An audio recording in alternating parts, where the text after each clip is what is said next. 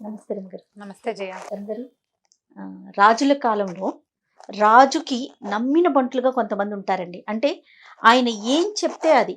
చనిపోండి అంటే చనిపోవటం. అంటే ఆ స్టేజ్‌కి కూడా వెళ్ళిపోవడం. అంటే ప్రాణత్యాగానికి కూడా సిద్ధపడేవారు ఉంటారు కదా! అలాంటి వారి సంగతి అంటే అలాంటి వాటికి సంబంధించిన స్టోరీస్ ఏమైనా ఉన్నాయా? బోల్డు. అవునా? చాలా. మనకి తర్వాత కాలంలో కూడా శివాజీకి నమ్మిన బంటని, తర్వాత ఏమో రాణా ప్రతాప్కి నమ్మిన, మన చరిత్రలో కూడా ఉన్నారు జయ అట్లాంటి వాళ్ళు. నమ్మిన బంటుగా ఉండి రాజునే సేవించి అతని కోసం ప్రాణత్యాగానికైనా వెనుదీయని వెనకాల ఉండే శూరులు ఎంతమందో మనకు చరిత్రలో కూడా చాలా మంది కనిపిస్తారు. కథా సరిసాగరంలో మంచి మంచి కథలు ఉన్నాయి జయ. మనం ఆల్రెడీ కథా సరిసాగర్ నుంచి ఉపకోశ కథ ఒకటి చెప్పాం, అవునండి. కీర్తిసేన కథ, ఇవన్నీ కూడా మనం అందులో నుంచే చెప్పాం. విక్రమభోజుడు అని ఒక రాజు ఉండేవాడట. అయితే కొంతకాలం అతను రాజుగా ఉండగా వీరవరుడు అనే ఒక ఆయన బ్రాహ్మడట అతను. కానీ అతనికి కత్తిడాలు వచ్చు, అంటే కత్తి యుద్ధం బాగా వచ్చు. అతను రాజుని ఆశ్రయించాడు. నేను ఎల్లవేళలా నిన్ను సేవిస్తాను రాజా, రోజుకి 500 నాణేలు నాకు ఉద్యోగ భృతిగా కావాలి అని అడిగాడు. అడిగేసరికల్లా సరే, రాజు ఇతను పెద్ద సమున్నతాకారుడట, వీరవరుడు, పెద్ద పర్సనాలిటీ, బాగా బలశాలిగా వినయవంతుడుగా కనపడుతున్నాడు. నీకు బలశాలి వినయవంతుడు 2 పాయింట్లు మీట్ అవ్వవు. బలశాలి అనగానే వాడు పెద్ద బలశాలిగా ఉన్న వ్యక్తికి నేను ఎవరినైనా జయించగలనని ఒక ఫేస్ లో ఒక యాటిట్యూడ్ కనపడుతుంది. అవును. ఇతడు వినయశీలిగా కనపడతాడు. దాంతో ఈయన ఉంచుకున్నాడు, తన దగ్గర అట్టి పెట్టుకున్నాడు. రోజుకి 500. ఈ 500ని ఇతను ఏం చేస్తున్నాడో చూద్దాం అని అనుకున్నాడు రాజు. కొంతమంది సైనికులు ఇతని డబ్బులు ఎట్లా ఖర్చు పెడుతున్నాడో చూడమన్నాడట. ఇతనికి భార్య ఉంది. భార్య పేరు ధర్మవతి. ఇతను వీరవరుడు, ఆమె ధర్మవతి. ఓ కూతురు ఓ కొడుకు ఉన్నారు. వీరవతి అనే కూతురు, సత్వవరుడు అనే కొడుకు. వీరవతి అనే కూతురు, సత్వవరుడు అనే కుమారుడు ఉన్నారు. చిన్నపిల్లలే, ఓ 10 ఏళ్ల పిల్లవాడు, 10-12 ఏళ్ల పిల్లాడు, ఒక 7-8 ఏళ్ల బాలిక చిన్నపిల్ల ఉన్నారు. అయితే ఈ వీరవరుడిని అనుసరించారు సైనికులు. ఏం చేస్తున్నాడు అంటే, అతను ఏం చేశాడట, వెళ్తూ ఇంటికి వెళ్ళంగానే ఒక 100 నాణేలు ఎత్తి భార్యకి ఖర్చులకి ఇచ్చాడు. ఇంట్లో ఒక 100 నాణేలతోటి వస్త్రాధికాలు, ఇంట్లోకి అవసరమైన సామాన్లు కొన్నాడట. ఓ 100 నాణేలతోటి దేవాలయాల్లో అర్చనలు చేసుకున్నాడు. 200 నాణేలని రాజు పేరుతో దానం చేశాడు. అది చూసి ఇదేదో చాలా విశేషమైన క్రియగా ఉంది, ఇతను చాలా గొప్పవాడని భావించి రాజు ఇతన్ని తన దగ్గర అట్టి పెట్టుకున్నాడు. అయితే ఎప్పుడు చూసినా అతను ఈ రాజుగారి అంతఃపురం బయట, అంటే అతని రాజుగారి ఆస్థానం బయటే నిలబడి ఉండేవాడు. పెద్ద విగ్రహంలాగా ఉండేవాడు, కత్తిపుచ్చుకునేవాడు. సాయంకాలం వెళ్ళి భోజనం చేసి వచ్చేవాడు. అతను భోజనం చేసే వేళల్లో వేరే వాళ్ళు ఇక్కడ కాపలా ఉండేవారు. రాత్రంతా ఇక్కడ ఉండేవాడు. తెల్లవారుజామున మళ్ళీ డ్యూటీ దిగి ఇంటికి వెళ్ళేవాడు డబ్బులు పుచ్చుకుని. భోజనాధికం ముగించుకుని కొంచెంసేపు నిద్రపోయి స్నానం సంధ్యా తెముల్చుకుని భోజనం ముగించుకుని మళ్ళీ 10-11 గంటలకి మళ్ళీ రాజుగారి సేవకు వచ్చేసేవాడు. చాలా కాలం గడిచిందట. ఒకనాటి రాత్రి ఏమైందట, బ్రహ్మాండంగా వాన పడిందట. మేఘాలు ఉరిమేస్తున్నాయి, అసలు మామూలుగా లేదు, గర్జనలతోటి భయంకరమైన ప్రచండమైన వాన పడింది. అయితే రాజు భోజనం చేసి బయట ఎవరున్నారో చూడడానికి, ఎవరు అక్కడ అంటే నేను వీరవరుణ్ణి ఉన్నానని సమాధానం చెప్పాడు. రాజుగారు పడుకున్నాడు. పడుకున్నాక ఓ 2-3 గంటలకు పెద్దగా పిడుగుపాటు పడి మెలకు వచ్చింది ఈయనకి. రాజుకి మెలకు వచ్చి ఏం చేశాడు, మళ్ళా కేకేశాడు. ఎవరున్నారంటే వాన పడుతున్నా నుంచునే ఉన్నాడు అతను. నేను వీరవరుణ్ణి నుంచున్నానని చెప్పాడు. 2 సార్లు లేచాడు రాజు రాత్రి. ఆ 2 సార్లు అతను మెలకుగానే ఉన్నాడు. వీరవరుడు మామూలుగా వాన పడుతుంటే ఏంటి, ఏం ప్రమాదం వస్తుంది అని మునగ తీసుకుని ఒక మూల కూర్చుంటారు ఎవరైనా, చలేస్తూ ఉంటుంది, నిద్ర పట్టేస్తుంది చలికి. కానీ ఇతను పడుకోలేదు, అసలు కూర్చోలా, నుంచున్నట్టే ఉన్నాడు. ఇంతలో ఏమైందట, ఈ వీరవరుడు రాజు ఇద్దరు ఒకరితో ఒకళ్ళు మాట్లాడుకుని ఎవరు అని ఈయన అడిగినప్పుడు నేనున్నానని అతను చెప్పిన ఉత్తర క్షణంలో, మరుక్షణంలో ఒక స్త్రీ దుఃఖం, ఏడుపు వినపడుతుంది. ఒక ఆడ మనిషి ఎవరో ఏడుస్తుంటే ఇతను అన్నాడు, వీరవరా ఎవరో ఏడుస్తున్నారు చూసిరమ్మన్నాడు.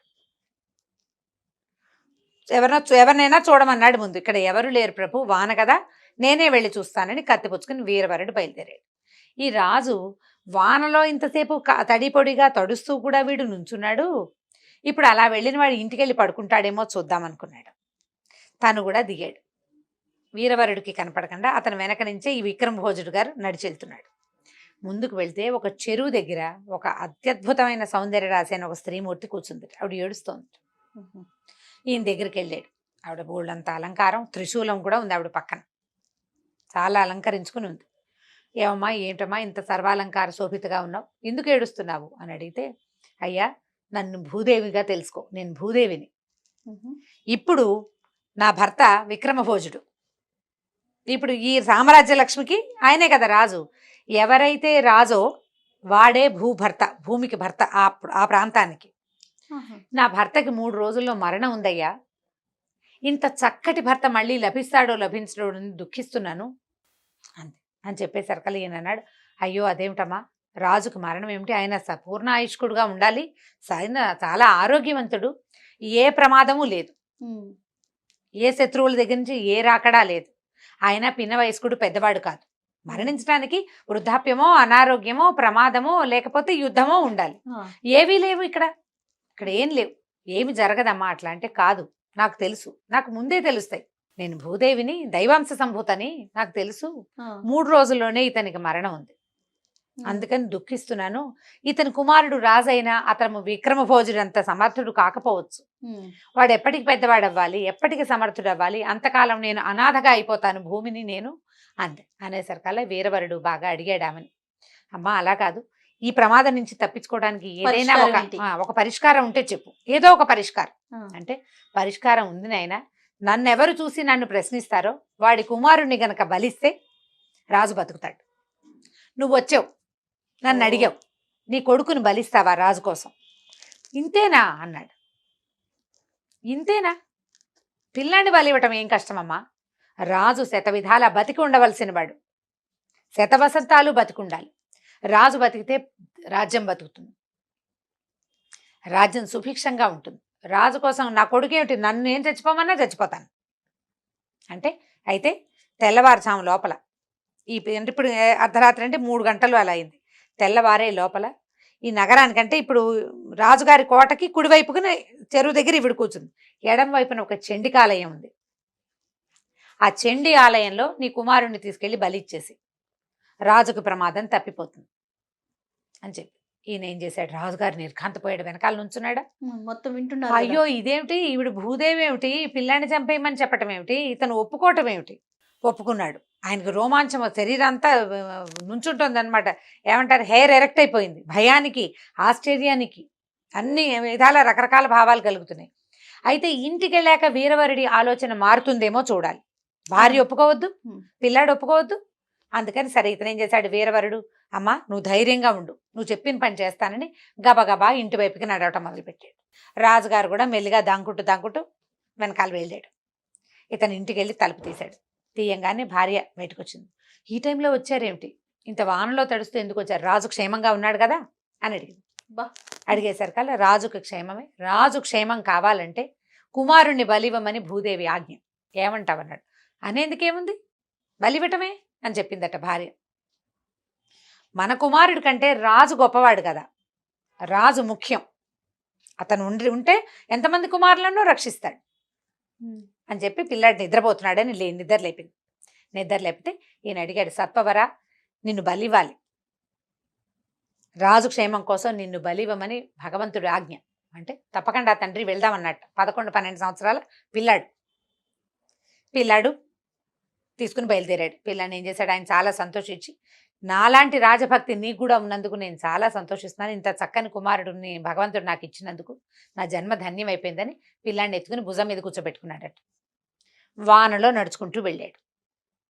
ఈయన భార్య అయిన ధర్మవతి, కుమార్తె ఆ 7-8 సంవత్సరాలున్న వీరవతి కూడా వాళ్ళని అనుసరించారు, చండికాలయానికి వెళ్ళిపోయారు. రాజుగారు అక్కడ చూసిన సీన్కే నిర్ఘాంతపోయి ఇక్కడికి వచ్చాక ఇంకా తెల్లబోయాడు.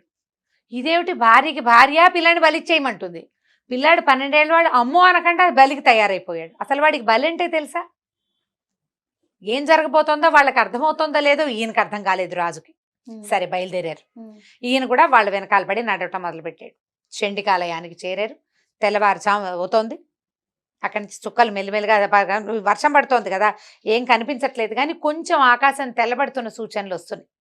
సరే వీళ్ళు వెళ్తే చండికాలయంలో దీపారాధనలు అవి వెలుగుతున్నాయి. పెద్ద భీకరాకారంతో నుంచునుంది చండిక, అమ్మవారు చండి.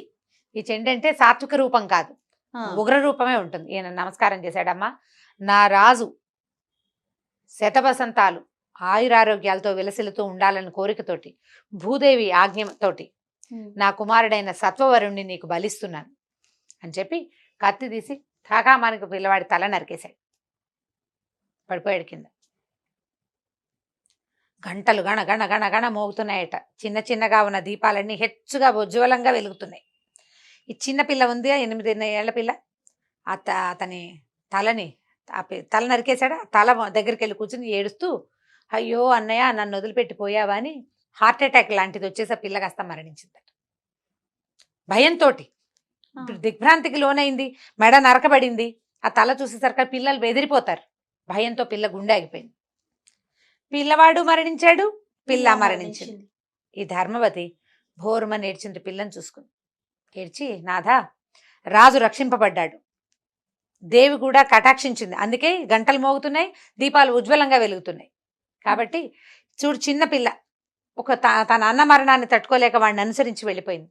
ఏమిటో కటికరాయిలాగా నా పిల్లల్ని అనుసరించలేకుండా ఉన్నాను నేను. ఒక పని చెయ్యి, నాకు ఒక చితి పేర్చు, రాజే మనకి ముఖ్యం, నువ్వు రాజును సేవించు, నేను నా పిల్లల్ని అనుసరిస్తాను. చితి పేర్చమంటే చండికాలయంలో నైవేద్యం పెట్టడం కోసం వంట చేస్తారు. వంట చెరుకుకి ఒక పక్కన కొన్ని కర్రలు అవి పెట్టున్నాయట. ఈయన ఏం చేశాడు, ఆలయం ప్రాంగణంలోనే ఆ కర్రలు 4 పేర్చి నిప్పంటించాడు దీపాలతోటి. ఆవిడ అగ్నిప్రవేశం చేసేసింది బిడ్డల కోసం. పిల్లల్ని అనుసరించి వెళ్తాను నేను అని చెప్పేసి ఆవిడ ఏం చేసింది, ఈ వీరవతి కూడా, ఈ ధర్మవతి ఆయన భార్య కూడా ఆ మంటల్లోకి ప్రవేశించేసింది. భగ భగ భగ మండిపోతున్నాయి మంటలు. కిక్కురు మంటలేదు ఆవిడ. నిశ్శబ్దంగా తన పిల్లల్ని తలుచుకుంటూ అగ్నికి ఆహుతైపోయింది. రాజుగారు చేష్టలు దక్కి నుంచున్నాడు. ఈ చంపేయటం ఏమిటి, ఆ చనిపోవటం ఏంటి, ఈ అగ్ని ప్రవేశం ఏంటి, ఆవిడ అడిగితే మాత్రం ఇతని చితి పేర్చటం ఏమిటి భార్యకి. అప్పుడు ఈ లోపల నుంచున్న వీరవరుడు నిశ్శబ్దంగా నిలబడ్డాడు కొన్ని క్షణాల పాటు. అమ్మా, రాజు క్షేమంగా ఉన్నాడు, ఇక ఏ శక్తి రాజుకి మరణాన్ని దగ్గరికి రానివ్వదు, ఎవ్వరూ ఏం చేయలేరు, కాబట్టి నా తలను కూడా నీకు సమర్పిస్తాను. రాజు మరింత కాలం ఆరోగ్యంగా ఉండేందుకు అవకాశాన్ని ఇవ్వు, నన్ను కూడా నైవేద్యంగా తీసుకో నా కుమారుడితో పాటని తన మెడ నరికేసుకున్నాడట. నరికేసుకోవటం ఏంటి, చండీ విగ్రహం నుంచి అమ్మవారు లేచి బయటకు వచ్చేసిందట. తల పడిపోగానే వెంటనే ఈవిడ బయటకు వచ్చింది. ఎంత గొప్పవాడివయ్యా నువ్వు, నీ ప్రాణత్యాగం వృధా పోదు అని అతన్ని బతికించింది. కోరుకో, నీకేం కావాలో. నీలాంటి వాడిని చాలా తక్కువగా కనిపిస్తారు ఇట్లాంటి వ్యక్తులు.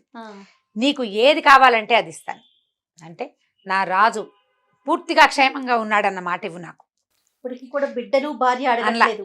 అనలా అడగకుండా రాజు క్షేమం, అతనికి ఏ ప్రాణహాని లేదు, అతనికి ఏ ఇబ్బంది రాదు అన్న మాట ఇవ్వు తల్లి నాకు మొదటిది.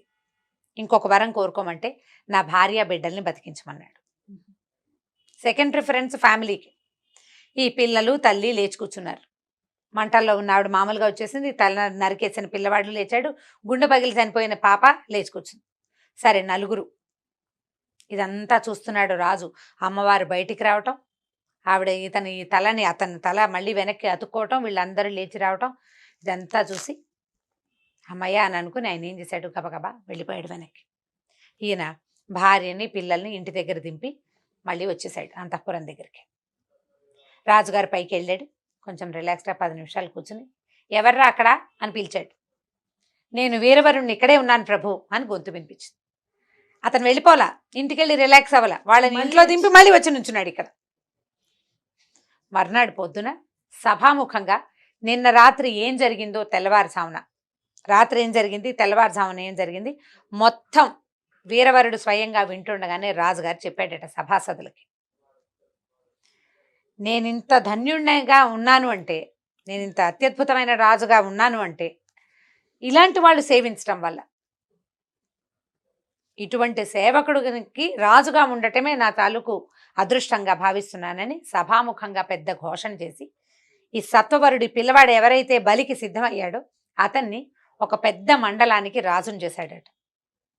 చేసి తండ్రిని అతన్ని చూసుకుంటూ అతని దగ్గరే ఉండమని ఈ వీరవరుణ్ణి కూడా ఆ మండలానికి పంపించేశాడు. ఆ తర్వాత ఇలాంటి వాళ్ళు చాలా మంది వచ్చారు. అంటే రాజుని ఇంత విపరీతంగా సేవించడం అనే గుణాన్ని పెంపొందించాడు ఈ వీరవరుడు. మన పురాణ గాథల్లో, తర్వాత జానపద గాథల్లో, మన చరిత్రలో కూడా ఈ రాజుని ఇతోధికంగా సేవించిన వాళ్ళు ఎంతమందో కనపడతారు. ఇప్పుడు బాగా ఫేమస్ అయిన బాహుబలిలో కూడా మనం కట్టప్పని అట్లాంటి క్యారెక్టర్ గానే చూస్తాం. అవునండి. ఈ కట్టప్ప క్యారెక్టర్ కొత్తగా సృష్టించబడింది కాదు.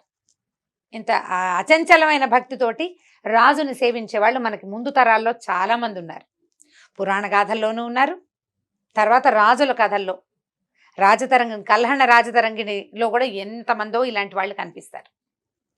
వీళ్ళు వెంబడి ఇంకొక 2-3 కథలు చెప్పుకుందాం. ఇది వినడానికి విచిత్రంగా విపరీతంగా అనిపించినప్పటికీ ఇంత ఎగ్జాజరేషన్ లేకపోయినా ఎంతో కొంత ఎగ్జాజరేషన్తో ఖచ్చితంగా జరిగినాయి. మనం ఇప్పుడు ఝాన్సీ లక్ష్మీబాయి గురించి చెప్పుకుంటాం. తాంతియా తోపే అతను విపరీతంగా సేవించాడు. అసలు ఝాన్సీ కోసమే ప్రాణాలు వదిలిపెట్టారు. మనం రాజ్యం కోసం ప్రాణాలు వదిలిపెట్టిన వాళ్ళని చూసాం. రాజు కోసం ప్రాణాలు వదిలిపెట్టిన వాళ్ళని కూడా చరిత్ర చూసింది. చాలా ప్రత్యేకమైన సంగతులే మనం చెప్పుకుంటుంటే వ్యక్తుల పేర్లు కూడా మనం హిస్టరీ నుంచి తీసుకుని చెప్పగలుగుతాం.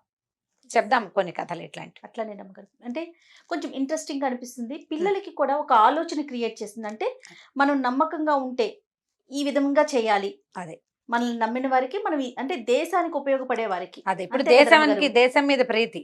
ఆ, మనం ఒక సంస్థలో పనిచేస్తుంటే దాని పట్ల లాయల్ గా ఉండటం, yes. సంస్థ పట్ల లాయల్ గా ఉండాలి కదా. ఆ విధానాన్ని అది మన భారతీయుల పరిధి వరకు. మన పరిధి వరకు భారతీయ విధానంలోనే ఉంది. అది రాజుని మితోధికంగా సేవించడం అనేది మన దగ్గర ఉన్నది పాత పద్ధతి. దాన్ని మనం ముందుకు సాగదీయాలంటే మనం చెప్తూ ఉండాలి కదా, ముందుకు ఖచ్చితంగా. సాగించాలంటే. చాలా బాగుంది రమ్మగారు. నమస్తే. నమస్తే. ఈ వీడియో కనుక మీకు నచ్చినట్లయితే లైక్ చేయండి, షేర్ చేయండి. మరిన్ని ఇంట్రెస్టింగ్ వీడియోస్ కోసం మా ఛానల్ని సబ్స్క్రైబ్ చేసుకోండి.